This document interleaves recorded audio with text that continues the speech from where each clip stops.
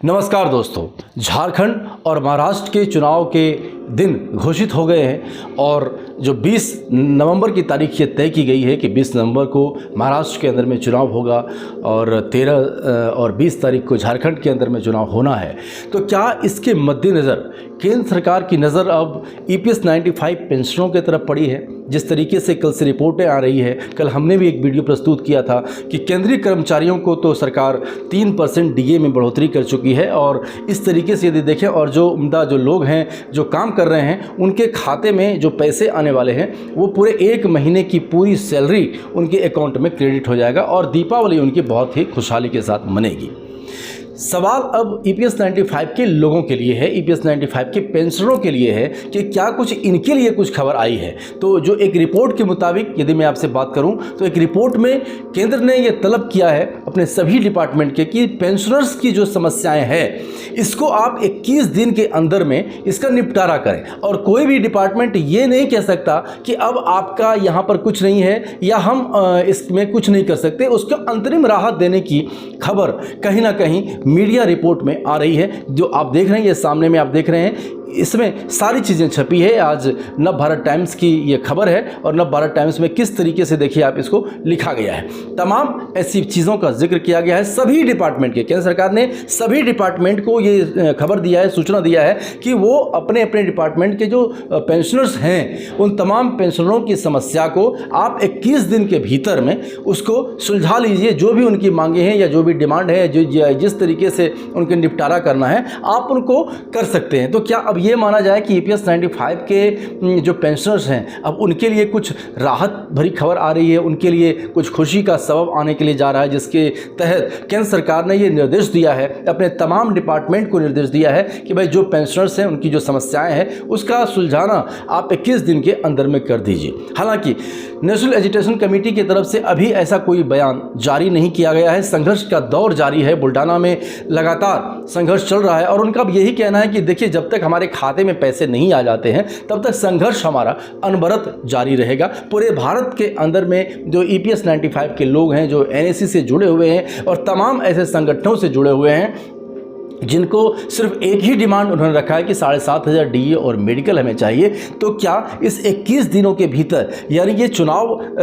का जो दिन है, क्या चुनाव के समय पर ऐसी चीज़ें जो हो रही है इससे एक बड़ी राहत EPS 95 पेंशनरों को मिल सकता है क्या? क्योंकि कल जो कैबिनेट की मीटिंग हुई उसमें तो EPS 95 के लिए सिर्फ झुंझुना मिला है, उसमें तो कुछ ऐसी चीज़ें नहीं मिली है, ऐसी चीज़ें कहीं नहीं गई है। लेकिन बहुत सारी चीज़ें ऐसी हैं जो कि वीडियो साक्ष्य के रूप में प्रस्तुत नहीं होती है और सरकार नोटिफिकेशन जारी करती है। तो एक उम्मीद के तहत हम ये कह सकते हैं कि कहीं ना कहीं केंद्र सरकार की नज़र अब 78 लाख वैसे वृद्ध बुजुर्ग पेंशनरों की तरफ हो रही है। क्या वहाँ तक इनकी नज़रें पहुँच रही है या जो डिमांड को लेकर के बार बार ये लोग एजिटेशन कर रहे हैं, बार बार अपनी मांगों को रख रहे हैं। कई दफ़े प्रधानमंत्री से मुलाकात होती है, वित्त मंत्री से मुलाकात होती है, श्रम मंत्रालय में जाकर मुलाकात होती है और फिर भी ये लोग अपने अनशन पर डटे हुए हैं, अपने आंदोलन पर डटे हुए हैं। तो क्या इसका अब अंत होने वाला है? क्या इस तरीके से यदि केंद्र सरकार इनकी समस्याओं को सुनकर समझ ले और फिर जो इनका ये डिमांड है कि 7,500 DA और मेडिकल इनको मिलना चाहिए,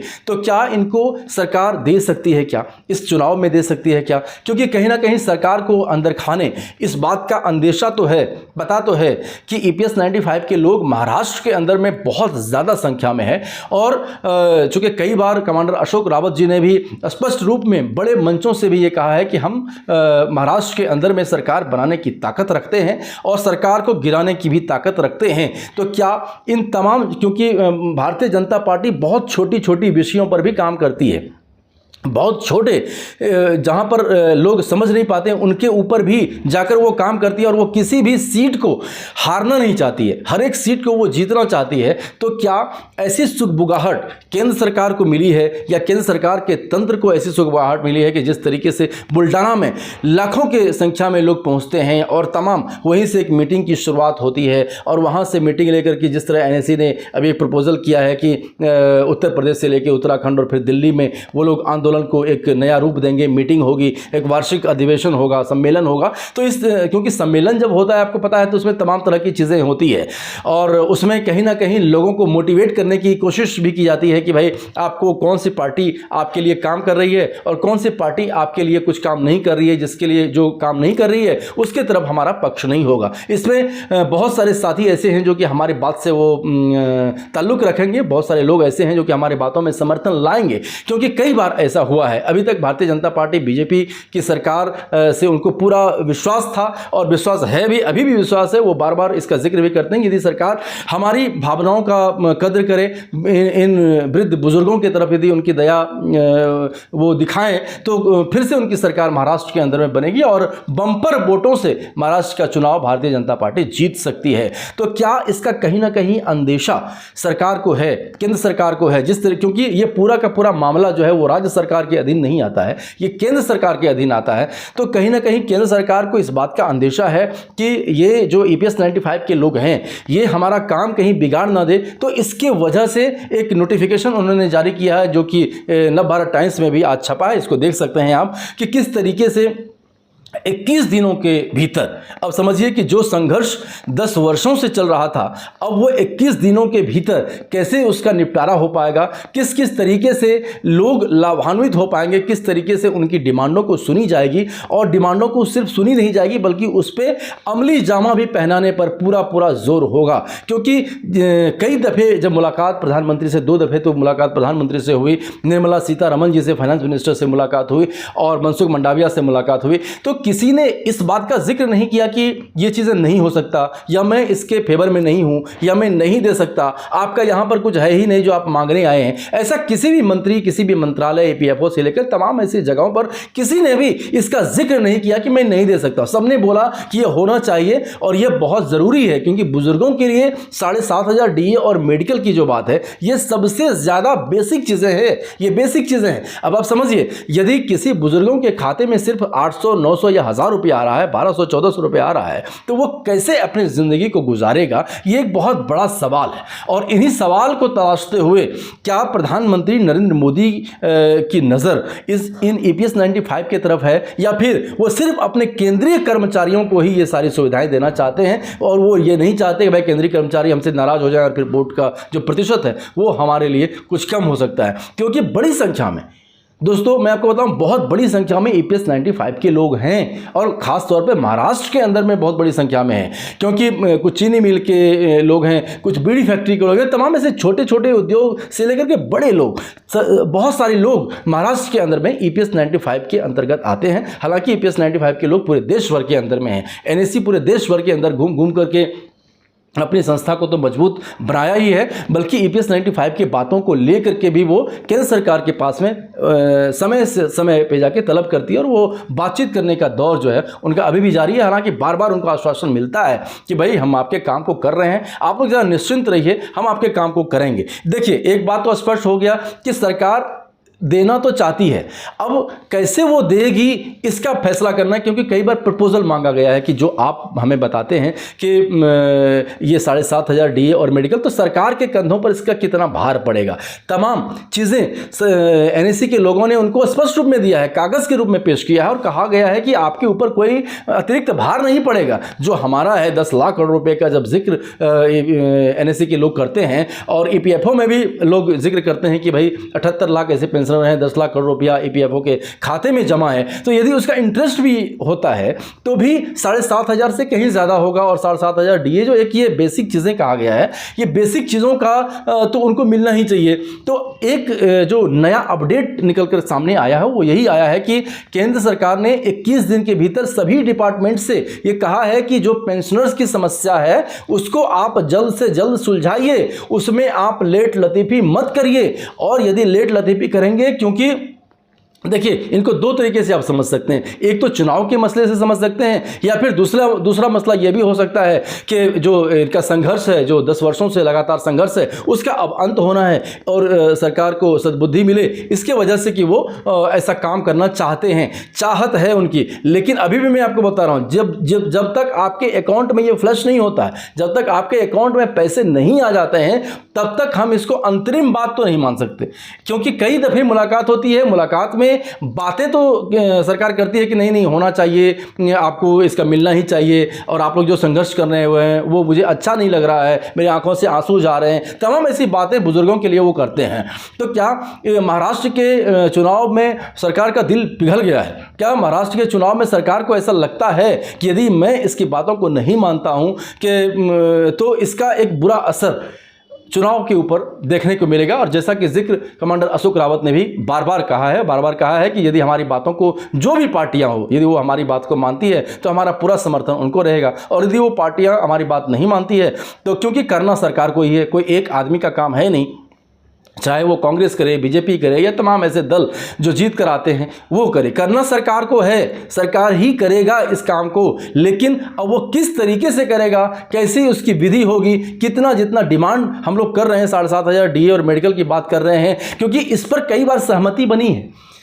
किसी भी डिपार्टमेंट ने, ईपीएफओ ने ऐसा नहीं कहा है कि भाई हम आपको इतना नहीं दे सकते, ऐसा किसी ने नहीं कहा है। कहा है कि नहीं, आपकी ये मांग जायज़ है। तब जब जायज़ है तब फिर आखिर ये बातें कहाँ रुक जाती है, कहाँ जाकर इन तमाम बातों का अंत हो जाता है, और फिर इनको वही ढाक के 3 पात और वही संघर्ष का दौर इनको शुरू करना पड़ता है। ये बहुत सारी चीज़ें ऐसी है जो कि अभी इस चुनाव के बीच में निकल कर सामने आता है। फिलहाल जो कल की बात थी, जो कि कैबिनेट की मीटिंग हुई थी, कैबिनेट की मीटिंग में बहुत चीज़ों का जिक्र हुआ। उसमें किसानों का जो रबी की फसलें हैं वो 2% से लेकर 7% तक एमएसपी को बढ़ाने का उसमें जिक्र हुआ है कि 2 से लेकर 7% तक हम एमएसपी को बढ़ाएंगे। हालांकि गेहूं की बात जहां तक आती है तो गेहूं में 103% तक की बात आई कि इसका हम इजाफा कर देंगे, इस रेट पे हम एमएसपी लेंगे। और जो केंद्रीय कर्मचारी हैं इनको बोनस देने की बात हुई। बहुत तमाम चीज़ों का जिक्र यहाँ पर किया गया और केंद्रीय कर्मचारियों के विषय में बात किया गया। लेकिन एपीएस 95 की बात, चूंकि कल यदि आप देखेंगे सूत्रों के हवाले से, यदि आप देखेंगे तो अश्विनी वैष्णव ने स्पष्ट रूप में जिस तरीके से बात किया है, मीडिया से इंटरेक्ट किया है, उनसे तमाम चीज़ें निकल कर सामने आता है। और वो एक ही बातें ये निकल कर सामने आता है कि क्या ईपीएस के लिए कुछ हो रहा है क्या। हालांकि पत्रकारों के बीच से किसी ने ईपीएस के लिए बात तो नहीं किया है, लेकिन जो नोटिफिकेशन जारी हुआ है, जो एक अखबार में जो सूचनाएं आई है, वो ये आई है कि 21 दिनों के भीतर, ये नवभारत टाइम्स की बात मैं कर रहा हूँ, नवभारत टाइम्स में ये छपा है, एक बहुत बड़ा अखबार नवभारत टाइम्स है, आप लोग सभी जानते हैं कि 21 दिनों के भीतर आप इन पेंशनर्स का जो समस्या है इसको सुलझाइए। अलग अलग डिपार्टमेंट को केंद्र की तरफ से स्पेशल ये कहा गया है कि अपने अपने डिपार्टमेंट के जो समस्याएं हैं, खास तौर पर पेंशनर्स के जो समस्याएं हैं, उसको आप सुलझा दीजिए। तो एक ये खुशी का सबब लग रहा है, मन में कहीं ना कहीं सुगबुगाहट है, खुशी भी है कि हो सकता है कि क्या पता इतने दिनों का संघर्ष जो है वो अब विराम लग जाए और तमाम ईपीएस 95 के घरों में एक खुशियों का लहर आ जाए। इसी उम्मीद, इसी आशा के साथ में कि कहीं ना कहीं इनकी बातों को सुना जाए, जो हम लोगों का संघर्ष है, जो हम लोग आपकी आवाज़ उठा रहे हैं। देखिए, आपका कोई भी गैर वाजिब बातें नहीं है, कोई गैर वाजिब मांग नहीं है आपकी, क्योंकि हमने बहुत ऐसे बुजुर्गों को देखा है दोस्तों, जो कि दिल्ली आने तक के उनको पैसे नहीं होते हैं। महाराष्ट्र में किस किस तरीके से वो अपनी ज़िंदगी गुजारते हैं, इतनी जिल्लत भरी ज़िंदगी गुजारने के लिए वो मजबूर हो जाते हैं दोस्तों कि मैं क्या कहूँ। कुछ लोग बोलते हैं कि भाई साहब आप पेंशनों का मजाक उड़ा रहे हैं। हम कोई मजाक नहीं उड़ा रहे हैं, जो आपकी ज़मीनी हकीकत है, हमारे पास में ऑन रिकॉर्ड है किस तरीके से लोग रो रहे हैं और वो कह रहे हैं कि बताइए 700-800 रुपए के पेंशन में हम अपने दोनों दंपत्ति किस तरीके से अपने जीवन को जिएंगे, जरा मुझे ये बताइए। और बोलते बोलते वो फफक के रोने लगते हैं। बहुत सारी संवेदनाएं हमारी उनके साथ में है और हम यही चाहते हैं, यही उम्मीद करते हैं, सरकार से भी यही उम्मीद करते हैं, अपेक्षा करते हैं कि इनकी बातों को सुना जाए, किसी भी अर्थ में इनकी बातों को सुना जाए। कम से कम अंतरिम रिलीफ जो है वो इनको मिल जाए, इनके खाते में पैसे जो है वो बढ़ के आने शुरू हो जाए। जो इनका डिमांड है 7,000 DA और मेडिकल, ये उनको मिल जाए। और वैसे दर्शक जो हमें बोलते हैं कि ये फेक न्यूज़ आप फैलाते हैं, आप इस तरीके से बात बोलते हैं, आप वैसे बोलते हैं, इससे कुछ नहीं होने वाला है, कुछ नहीं होने वाला है, तो उनके लिए मैं आपको बता दूं कि देखिए, आपको ये लिख देना, कमेंट में लिख देना कोई बहुत बड़ी बात नहीं, बहुत ईजी बात है। लेकिन इन सारे चीज़ों को जीना, इन सारे चीज़ों के बातों को लफ्ज़ों में बयां करना बहुत बड़ी बात होती है। हम आपके लिए आवाज़ उठा रहे हैं, हम आपके तमाम चीज़ों का जिक्र करते हैं, और बहुत सारे ऐसे दर्शक हैं जो कि हमें धन्यवाद करते हैं। बहुत सारे लोग हैं जो कि ये मानते हैं कि आप हमारी बातों को उठा रहे हैं, क्योंकि नेशनल मीडिया में कहीं आपकी खबर नहीं है, कहीं चर्चाओं के बाजार में कहीं आपका जिक्र नहीं है, जहां पर जिक्र वाजिब जिक्र होना चाहिए। और यदि हम आपकी आवाज़ को उठाना चाहते हैं, आपको न्याय दिलाना चाहते हैं, तो आप लोग ऐसे भद्दे कमेंट कर करके कुछ नहीं करते। हो सकता है वो किसी अलग दल के लोग हैं, हो सकता है वो किसी ऐसे अलग संगठन के लोग हो सकते हैं कि वो NSC से मादा नहीं रखते, वो NSC के विचारों में अपने विचारों को साझा नहीं रख सकते। हो सकता है आपकी समस्याएं हो सकती हैं, लेकिन हमारी कोई समस्याएं नहीं है। हम ये चाहते हैं कि आपका कहीं ना कहीं समस्याओं का निपटारा हो और आप सही तरीके से अपनी ज़िंदगी को जिएं। अभी तक के लिए बहुत बहुत शुक्रिया, बहुत बहुत शुक्रिया, धन्यवाद।